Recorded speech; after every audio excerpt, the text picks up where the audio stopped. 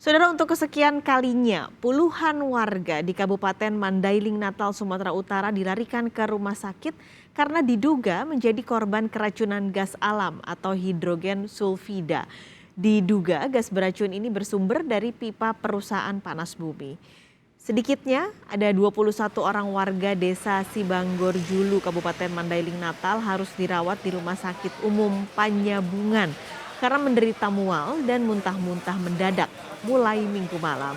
Bupati Mandailing, Natal, Sumatera Utara, Jafar Sukari menyebut mereka diduga keracunan gas hidrogen sulfida yang bersumber dari pipa milik perusahaan panas bumi di dekat permukiman warga di Kecamatan Puncak Sorik, Marapi.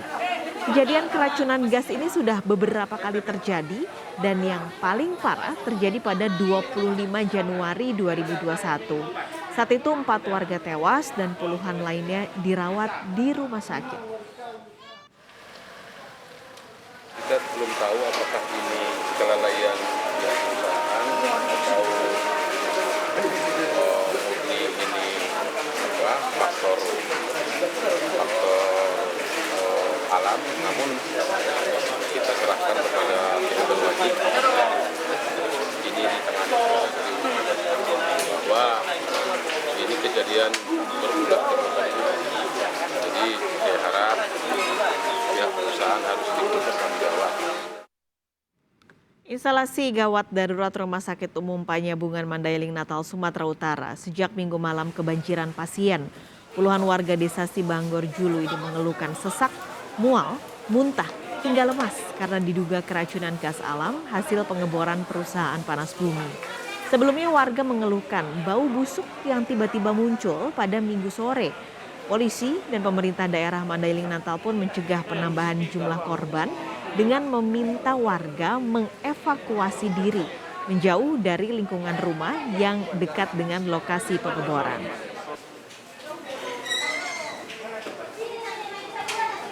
Muntah-muntah, macam keracunan lah. Itu tahu asalnya dari mana, Bang? Bau itu? Dari PT. Dari perusahaan. Ya, mual-mual.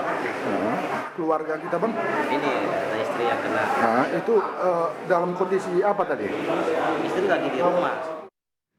Untuk mengetahui informasi lebih lengkap, kita segera bergabung dengan jurnalis Kompas TV Hairul Bazar di Mandailing, Natal, Sumatera Utara. Hairul, selamat siang. Hingga siang ini apakah ada penambahan jumlah warga yang diduga jadi korban keracunan gas? Ya, selamat siang. Hingga tadi malam jumlah pasien korban keracunan yang terjadi di desa Julu, Mandailing, Natal, Sumatera Utara terdapat 36 orang korban. Ke-36 orang korban ini tiba di rumah sakit tadi malam. Para korban mengeluh sesak napas dan mual serta muntah. Tidak hanya orang dewasa, anak-anak, bahkan ada bayi serta lansia yang menjadi korban keracunan kali ini. Oke, jadi dari 21 update berarti sekarang ada 36 orang yang dirawat. Oke, ini kan sebenarnya sudah terjadi beberapa kali ya, Hairul. Kasus keracunan gas sumbernya dari pipa milik perusahaan gas bumi berkali-kali terjadi.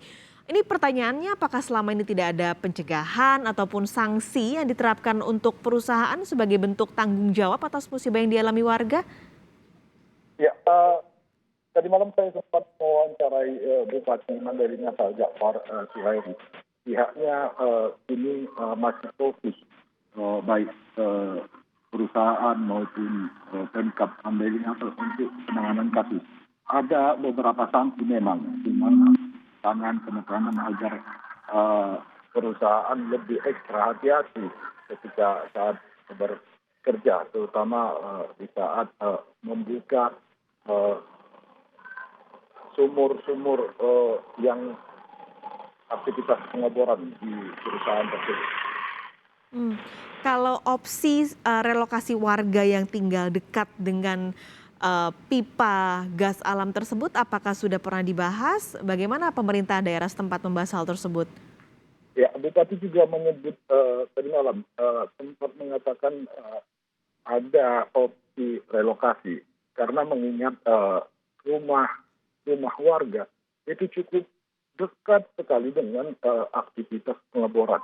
Mungkin hanya puluhan meter dari rumah warga itu terlihat aktivitas-aktivitas perusahaan yang sedang bekerja.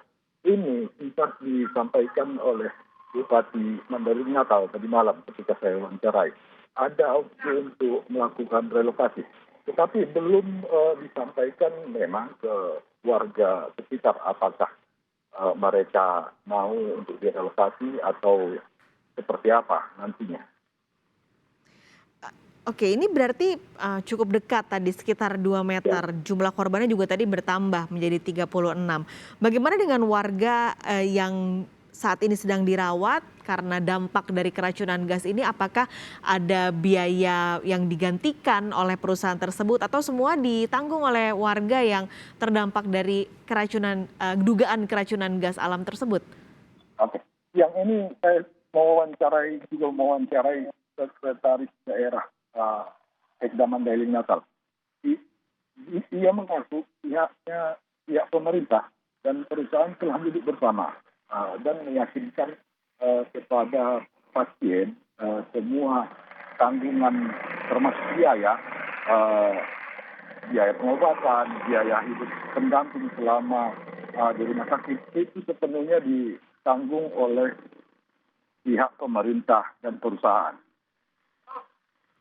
Oke, jadi semua ditanggung oleh pihak perusahaan dan pemerintah. Tapi kalau sanksi berarti belum ada ya, Hairul? Jauh ini belum, karena masih fokus untuk penanganan korban.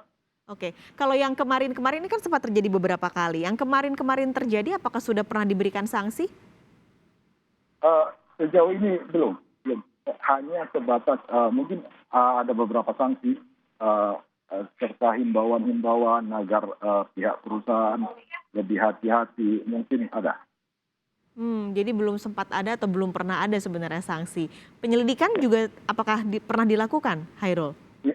Ya, hingga kini pihak kepolisian Polres Mandailing Natal masih terus melakukan penyelidikan terkait bocornya gas di kawasan Sibangunjung.